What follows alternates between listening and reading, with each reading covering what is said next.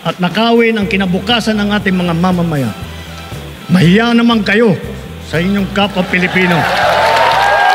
At para naman sa ating Department of Agrarian Reform, ito po ang sinabi ng Pangulo.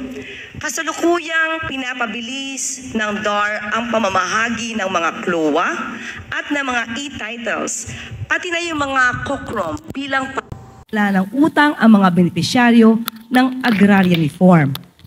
Upang mas maliwanagan po ang ating mga kababayan, lalo ng ating mga Agrarian Reform beneficiaries, pakipaliwanag po ang programang ito, Secretary Estrella. Maraming salamat, Secretary Claire.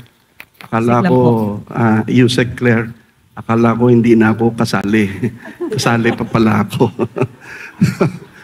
Unang-una, nais kong batiin lahat We reserve the best for the last. Thank you. Nais ko pong batiin lahat ng ating mga panauhin at ang ating mga kasama sa kabinete. At lalong-lalo na ang ating mga kabataan, nandito sila. At ito'y tungkol sa kanilang kinabukasan. Mabalik po tayo doon sa subject matter. Bumalik tayo at ating suriin ang datos. Noon hong huling isang taon at kalahati ng nakaraang administrasyon, ang kanilang naipamigay na mga titulo ay 26,000 plus. Hindi natin sila pwedeng sisihin dahil panahon yun ng pandemya.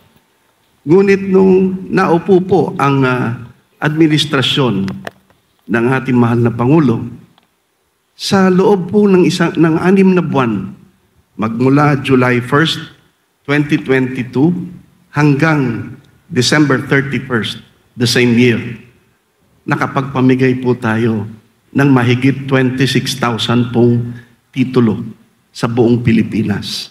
Kaya ho yung nagawa po noong kabila, nung nakaraan, na 1 year and a half po, halos napantayan ng 6 na buwan lang ng administrasyon ng ating mahal na Pangulo. Nung sumunod na taon, sabi ho ng ating Pangulo, hindi ako kontento sa ganyang numero. Kaya ho, yun ho 26,000. Nung sumunod na taon, 2023, naging mahigit sa 50,000 po ang napamahagi natin ng mga titulo sa ating mga magsasaka.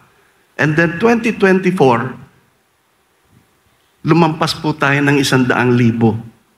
At ito hong 2025, nakikita ko po, kami ay aabot sa 200,000 na ipapamigay na mga titulo. Ngunit, kinabahan ho ko doon sa sinabi ng ating Pangulo na tanggap niya ang resulta ng halalan at bigo ang ating mga kababayan sa ating performance. Kaya't kailangan dagdagan pa at bilisan pa. Dahil ho dyan, doon pa lang ho pagkatatapos ng halalan, mabuti na lang mahusay ho ang aking mga undersecretary, mga assistant secretary at mga director. Nandyan ho sila, pumapalakpak sila kanina. Hindi po ako ang pinapalakpakan nila, yung sarili po nila.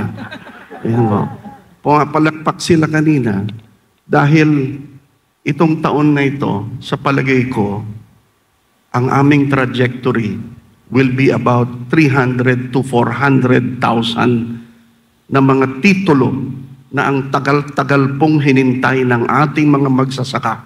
Yung iba ho naghintay ng 15, 20, meron pa naghintay ng 30 years.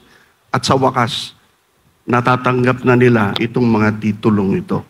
Dumako naman ho tayo doon sa tinatawag na COCROM. Yun hong COCROM, ang ibig sabihin ho noon ay Certificate of Condonation and Release of Mortgage. Ito po ay ginagawa natin ngayon dahil sa mandato po natin sa Kongreso, kasi po nag-usap kami ng ating mahal na Pangulo nung siya po ay umupo na. Ang sabi ho niya, paano pa kaya makakabayad ang mga magsasaka sa kanilang utang sa lupa? Paano pa nila mababayaran ang amortisasyon kung tumaas ang presyo ng fertilizer, eka nga ni Secretary Ralph Recto, dahil sa nangyaring gera, pagkatapos nagkaroon ng climate change. At hindi lang yan, yung climate change, hindi na natin alam kung kailan ang tag-ulan, kung kailan ang tag-init. Pagkatapos nagkaroon pa ng pandemya, paano na makakabayad ang mga magsasaka sa amortisasyon? Sabi ko naman, palagay ko ho, Mr. President, mahihirapan silang makabayad.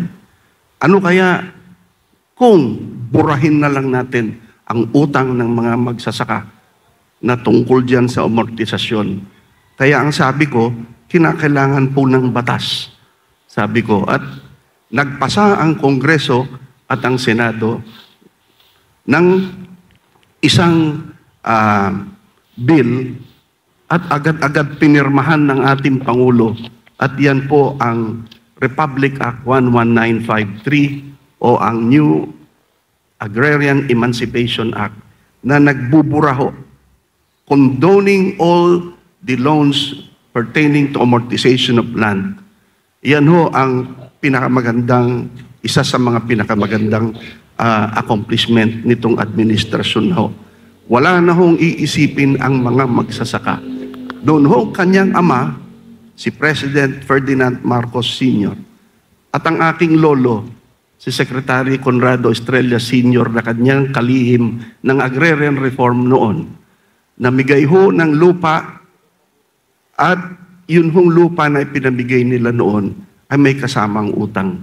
Ngayon ho, ang ating mahal na Pangulo at inyong abang lingkod, at dahil sa suporta rin ho ng Kongreso at Senado, namimigay tayo ng lupa ngayon.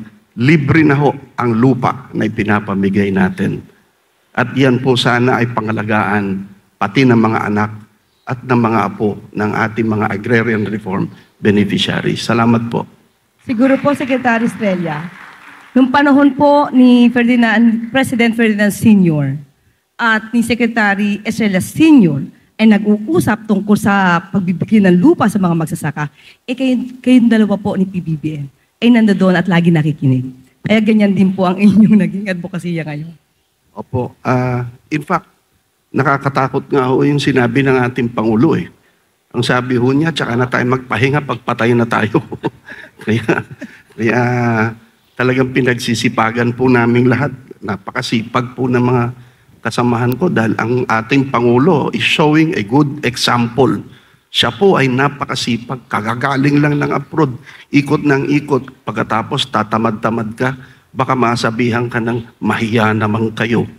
Hindi ba? Kaya kailangan magsipag ho talaga. Salamat Salamat Secretary. po.